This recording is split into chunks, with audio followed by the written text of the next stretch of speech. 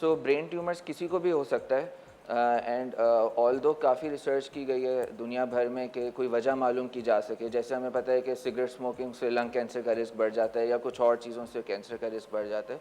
Unfortunately अभी तक दुनिया भर में हम कोई ऐसी वजह नहीं तलाश कर सके, कोई ऐसी चीज़ के जिसको अवॉइड किया जाए और ब्रेन ट्यूमर को रोका जा सके। कुछ मिथ्स हैं लोगों में कि जैसे मोबाइल फ़ोन ज़्यादा इस्तेमाल करने से ब्रेन ट्यूमर हो जाते हैं, या ज़्यादा स्ट्रेस लेने से, टेंशन लेने से, गुस्सा करने से, या ब्लड प्रेशर ज़्यादा होने से ब्रेन ट्यूमर्स हो जाते हैं।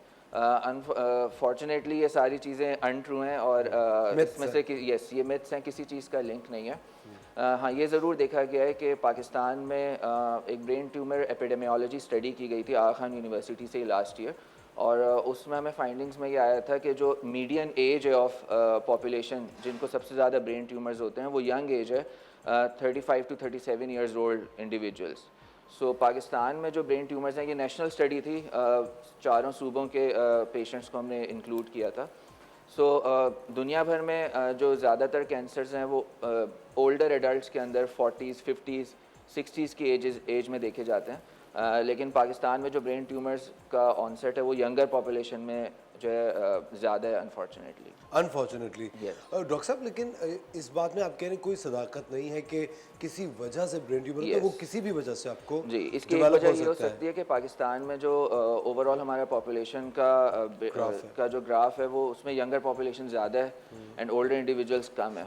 अच्छा डॉक्टर साहब, it's not a neurotic question, लेकिन मैं सिर्फ ये पूछना चाहता हूँ आपसे कि ये जो कज़न मैरिजेस होती हैं जी। उससे कहते हैं कि बहुत सारी बीमारियाँ जन्म ले सकती हैं, इसकी वजह हो सकती है कि यंग लोगों में ये प्रॉब्लम हो? अभी तक रिसर्च से कोई ऐसी चीज़ प्रूव नहीं हुई है नहीं हुई है, कि फैमिली की वजह से कोई ट्यूमर्स हो रहे ये हों जेनेटिकली या जेनेटिकली कोई ट्यूमर्स हो रहे हो हों। रहे हो। हाँ, ये ज़रूर है कि बच्चों में भी ब्रेन ट्यूमर्स होते हैं एंड अनफॉर्चुनेटली दुनिया भर में बच्चों का जो सबसे मोस्ट कॉमन सॉलिड ट्यूमर्स हैं वो सीएनएस ट्यूमर्स हैं, ब्रेन और स्पाइनल कॉर्ड के ट्यूमर्स। ट्यूमर्स है। और पाकिस्तान में भी यही शरह देखी गई है। अच्छा डॉक्टर साहब, इनिशियली क्या अलामात होती हैं जिनकी बिना पे पता चलता है कि ये ट्यूमर है और उन्हें रोका भी जा सकता हो? इन जनरल अनफॉर्चुनेटली अगेन जो अलामात हैं वो काफ़ी सारी ऐसी हैं जो कि ओवरलैप कर रही होती हैं एक कॉमन रोज़मर्रा की चीज़ों से, जैसे सर का दर्द। अब सर का दर्द जो है वो स्ट्रेस, टेंशन, परेशानी की वजह से भी होता है and almost all of us have headaches at some point in our lives.